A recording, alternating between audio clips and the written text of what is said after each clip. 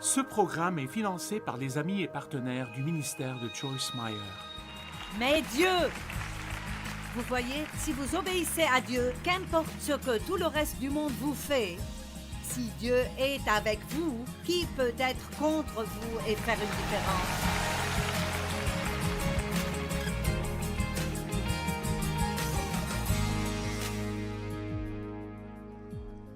Nous sommes bénis si nous obéissons, et nous ne sommes pas bénis si nous ne le faisons pas. Les gens disent aujourd'hui, dans la nouvelle alliance, eh bien Dieu ne vous maudira pas. Il n'est pas ce genre de Dieu. Dieu ne nous maudit pas de toute façon, nous le faisons nous-mêmes. Il a dit, je mets devant vous la bénédiction et la malédiction. Si vous faites ce que je vous dis de faire, vous serez bénis. Sinon, vous serez maudits. Mais il ne dit jamais qu'il vous maudit. C'est notre choix à nous. Nous nous maudissons nous-mêmes. Et je ne dis pas que toute mauvaise chose qui arrive avec vous ou chaque problème que vous avez est votre faute. Le diable est vivant et actif et des choses arrivent. Il faisait 6 degrés à Saint-Louis ce matin. 6. Et l'un de nos chauffages a décidé de ne pas marcher. Et je me préparais à partir et... Eh bien, cela ne veut pas dire que j'ai fait quelque chose de mal et donc... Maintenant, mon chauffage ne marche pas. Ça veut juste dire que le diable essaye de me vexer le jour le plus froid de l'année quand je me prépare à sortir. Mais il n'a pas gagné. Ha ha! J'avais un plan de bataille. J'ai mis mon gros manteau, j'ai chauffé ma bouillotte, j'ai un coussin chauffant pour ma chaise, j'ai fait un feu dans la cheminée et j'ai passé mon temps avec Dieu et j'étais confortable.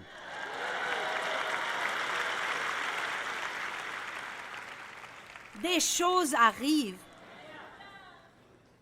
Mais il y a une différence entre ça et savoir que quelque chose ne va pas dans votre vie.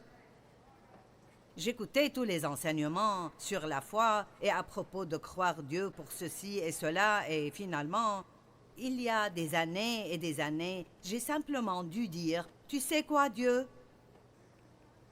Ça ne marche juste pas pour moi. Qu'est-ce qui ne va pas? Je vous défie de demander à Dieu ce qui ne va pas dans votre vie. Allez.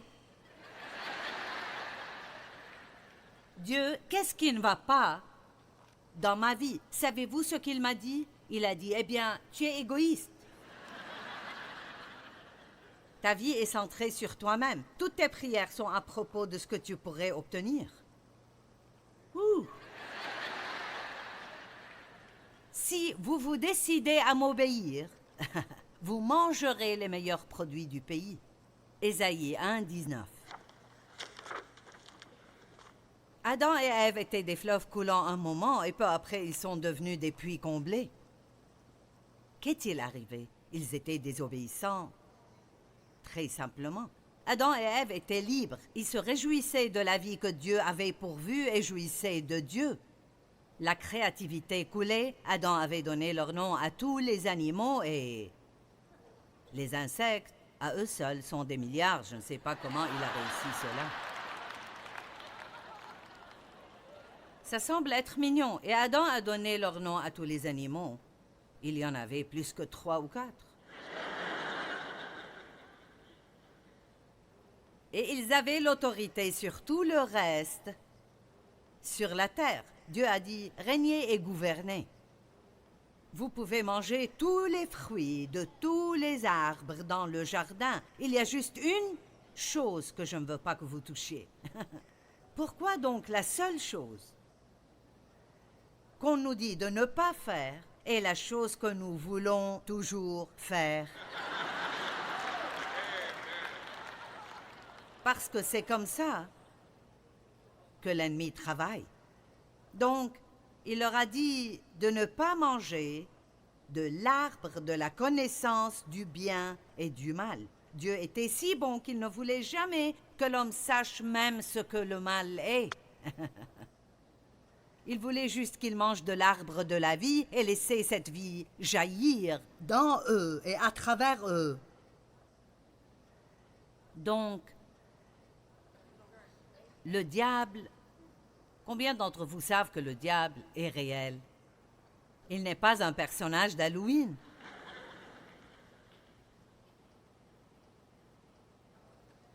Genèse 2 dit, l'homme et sa femme étaient tous deux nus sans en éprouver aucune honte. Mais dans les 10 premiers versets de Genèse 3, nous allons lire ensemble ces 10 versets. Le serpent était le plus astucieux de tous les animaux des champs. Il demanda à la femme, « Ne pensez pas que le diable ne nous parlera pas parce qu'il le fera. La chose que vous devez faire est d'apprendre à répondre. »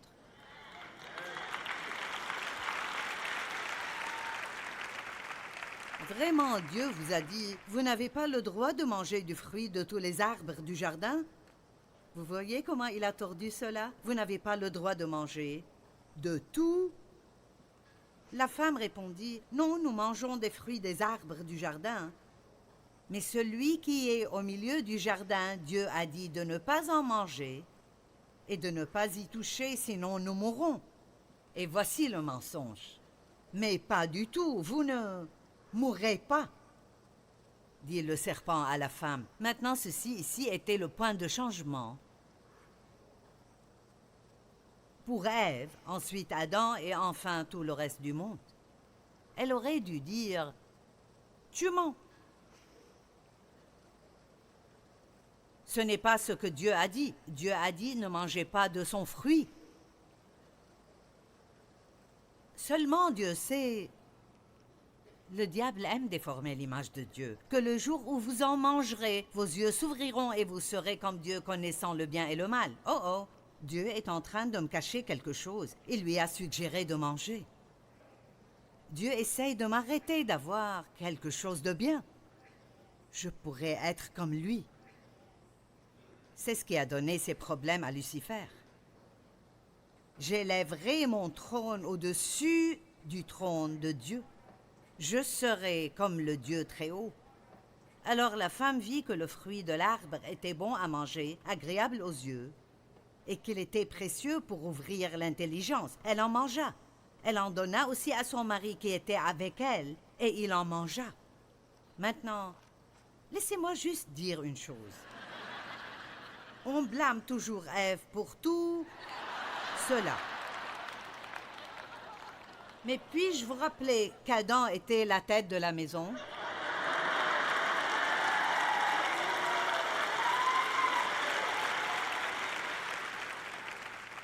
Et il savait ce que Dieu avait dit. Et il aurait dû dire à Ève tout de suite, « Tu n'aurais pas dû faire cela. Tu ferais mieux de te repentir et je ne mangerai pas de ce fruit parce que Dieu a dit de ne pas le faire. » Mais il l'a juste pris et en a mangé. Je ferais mieux de ne rien dire d'autre. Ne soyez pas des hommes qui veulent être la tête de la maison quand vous voulez l'être. Mais ensuite, quand nous parlons des responsabilités, vous ne voulez rien avoir avec cela. Je continue.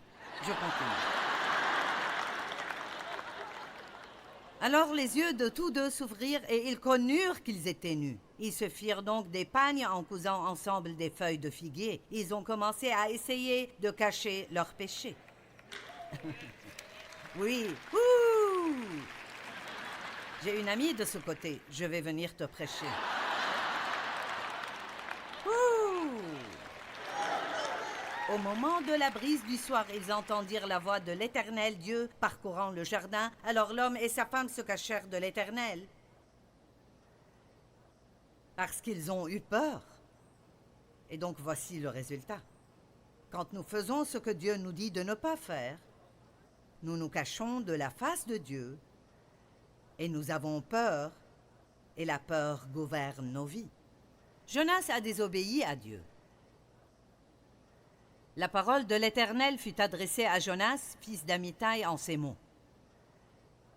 Va à Ninive et crie contre elle, car sa méchanceté est montée jusqu'à moi. » Et Jonas se leva pour s'enfuir à Tarsis. Et si vous regardez sur la carte, c'est la direction opposée de là où Dieu lui a dit d'aller. Combien de personnes vont dans la direction opposée de là où Dieu leur a dit d'aller? Personne ici, je parie.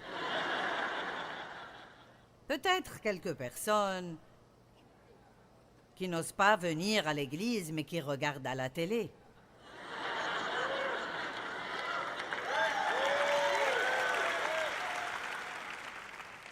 Vous regardez, vous cherchez, et vous pensez, je dois juste voir ceci.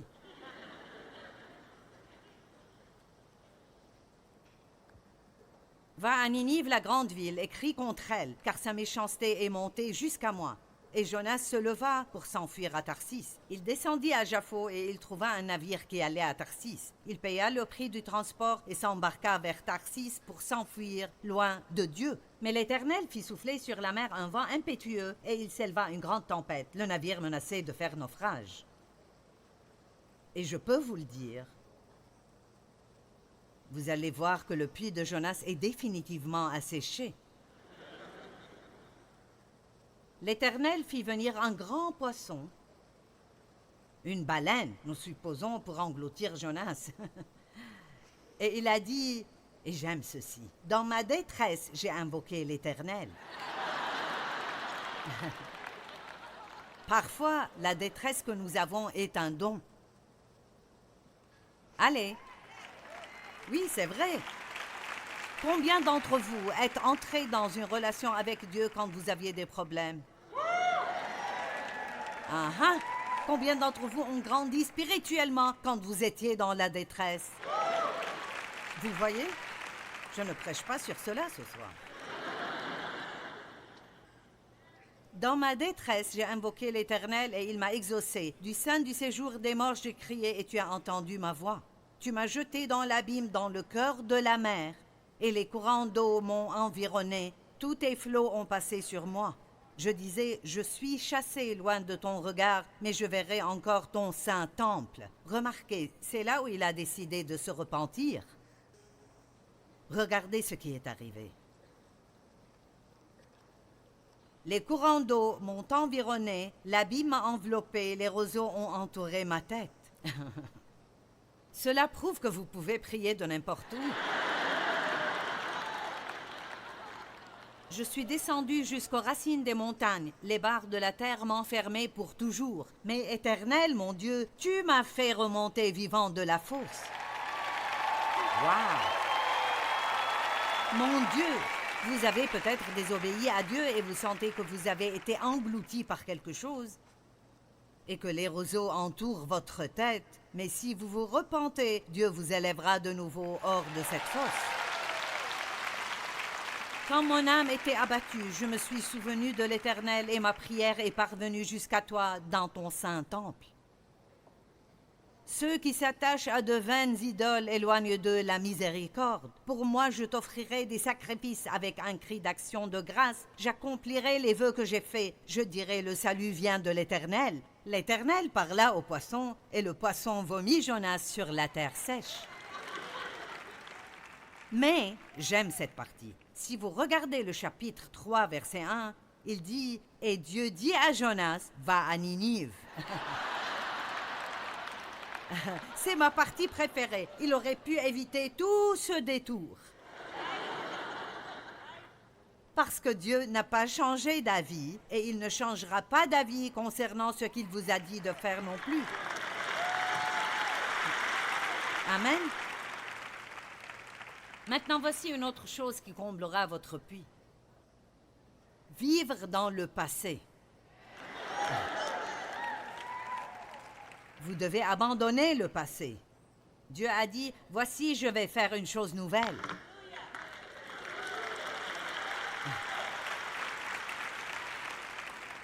Et ce n'est pas que vous ne pouvez pas vous en rappeler avec joie, mais parfois vous devez même abandonner de grandes victoires de votre passé. Et je vous dirai pourquoi. Si vous continuez à vous y accrocher, vous ne réaliserez pas que Dieu a quelque chose de plus grand que cela pour vous. Amen.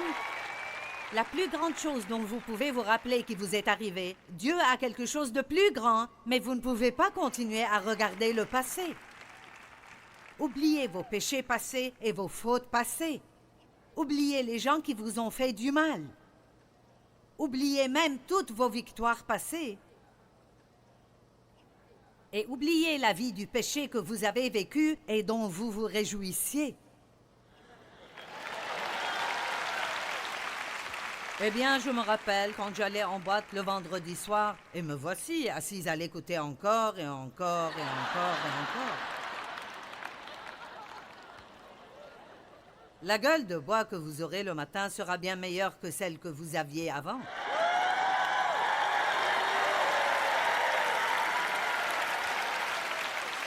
Et certains d'entre vous sont si pris par Jésus que vous reviendrez demain pour la deuxième tournée.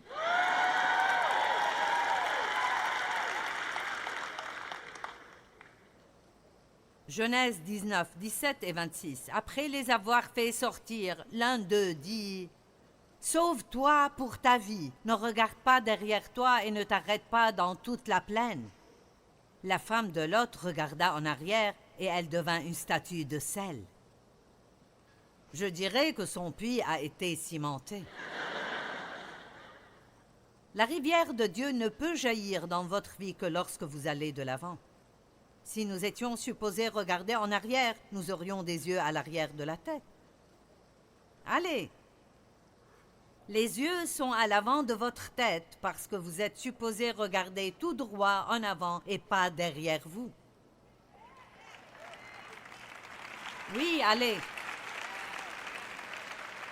Et elle a regardé en arrière parce qu'elle ne voulait pas abandonner certaines des choses qu'elle avait dans cette vie.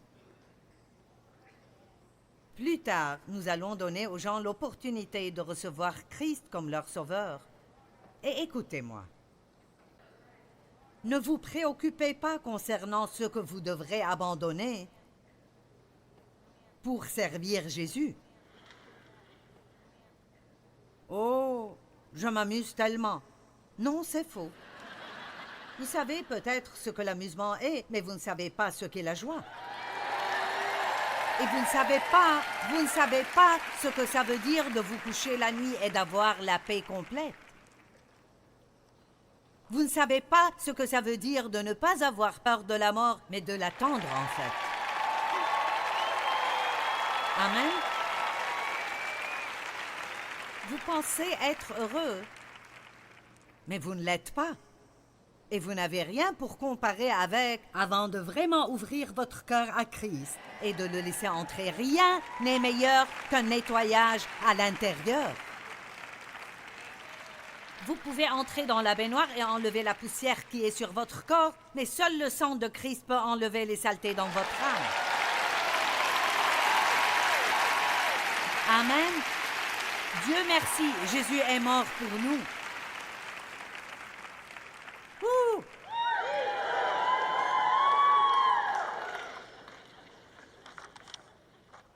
Vous devez aller de l'avant. La prochaine pierre dont nous parlerons est la haine, la rancune, la malveillance, la jalousie et l'envie. Voyons, wow! La jalousie et l'envie, la haine, la maltraitance des autres,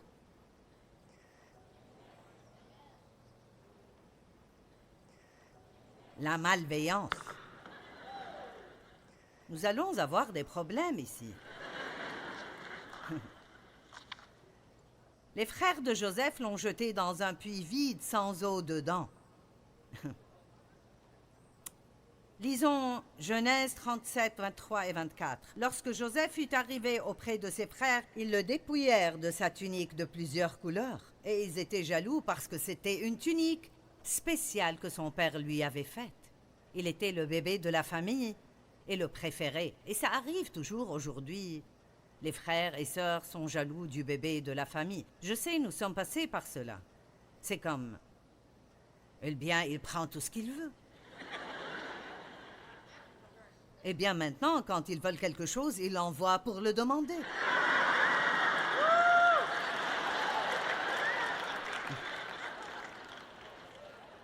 Il est mon bébé. Il a 40 ans, près de 2 mètres. Et il peut toujours me porter dans ses bras. Vous savez, nous sommes souvent... Ce n'est pas que vous aimez l'un de vos enfants plus que les autres, mais votre bébé est votre bébé. Est-ce qu'un parent ici sait de quoi je parle? D'accord. Ils le prirent et le jetèrent dans la citerne. Cette citerne était vide, c'est un puits. Il n'y avait point d'eau dedans. J'imagine que quand ils ont dit à leur père que Joseph avait été tué par des animaux sauvages, et ils ont vu le chagrin de leur père et combien ils lui ont fait de mal, je ne pense pas qu'ils ont très bien dormi quand ils ont pensé à ce qu'ils avaient fait à cause de la jalousie et de la haine parce que Joseph était le bébé et son père le favorisait un peu et il avait un rêve. Parfois, les gens vous détestent si vous avez un rêve. Il y a en fait des gens qui ne veulent pas que vous vous amélioriez. Allez, ils deviennent jaloux s'ils pensent que vous vous améliorerez. Ils ne veulent rien faire de leur vie et ils s'énervent si vous voulez en faire quelque chose. J'avais un rêve après que Dieu m'a parlé du ministère. J'ai en fait perdu chaque ami que j'avais. Les gens ne veulent pas rêver avec vous.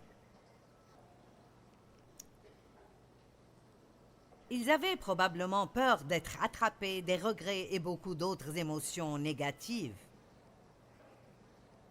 Leur action de jeter Joseph dans un puits sec les a transformés en puits sec. J'aime cela. La Bible dit, dans Actes chapitre 7-9, les patriarches jaloux de Joseph le vendirent pour être emmené en Égypte, mais Dieu fut avec lui.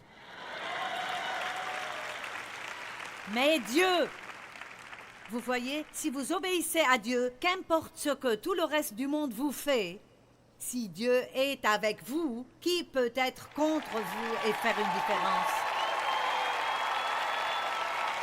Et rien n'est plus amusant que quand Dieu vous élève au milieu de vos ennemis. Et ils ne peuvent rien faire d'autre que regarder. Allez! Vous n'avez pas besoin de leur rendre l'appareil. Priez pour eux et laissez Dieu être Dieu.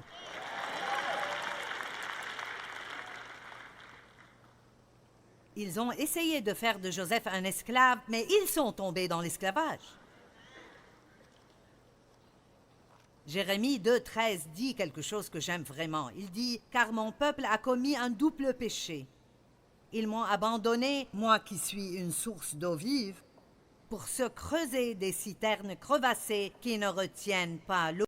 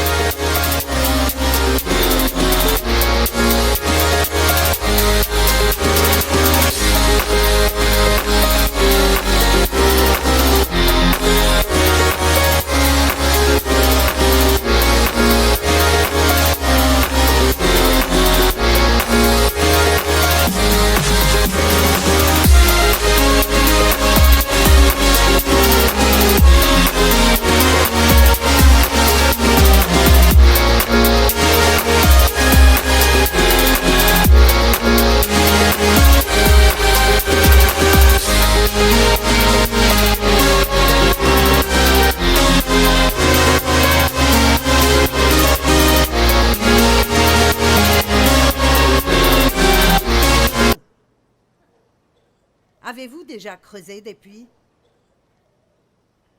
Vous n'avez pas compris cela, d'accord. Vous avez soif, vous êtes asséché, votre vie ne marche pas, donc vous dites « Je sais ce que je vais faire. »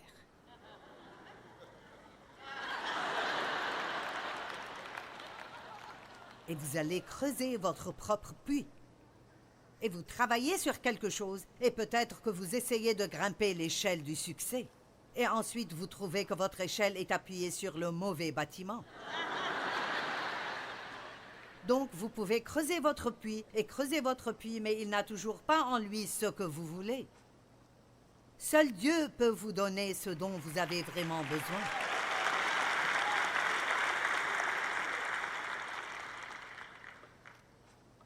Allez, certaines d'entre vous pensent « Oh, si seulement je pouvais me marier ». Vous suppliez Dieu 24 heures par jour de vous donner un mari. Et d'autres personnes ici en ont un et voudraient vous le donner.